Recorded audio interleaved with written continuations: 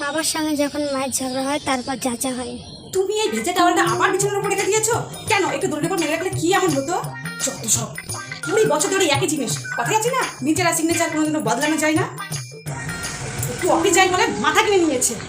এদিকে সকাল থেকে জুতো সেলাই থেকে চন্ডিবাগ সব কিছু আমাকে একাই সামলাতে হয়। সারাদিনের শেষে নাকি আমাকে শুনতে হয় সারাদিন কি এমন করো, ওই তো শুয়ে বসে থাকো। থাকো না একদিন, পড়ো না একদিন, দেখো না কত ধানে কত চাল, কেমন লাগে। আমি দেখে সব কথা সহ্য করে যাচ্ছি তোর বাবা, অন্যকে হলে না বুঝতে ঠেলা কেমন লাগে। আমার কথা শোনার কি আছে? এক কান্দে ঢুকে আর কান্দে বার করে দাও। মুখ বুঝে সব কথা সহ্য করি, একটা কথা বলি না আমি, বললে দক্ষটুকু বেঁচে যাবে না। দুটো বাচ্চা একা হাতে সামলিয়েছি, কোনোদিনও গেছে তোর বাবা স্কুল কলেজে? কিছু হলে তো বল শোনাবে, ওই তো তোমারই তো ছেলে মেয়ে।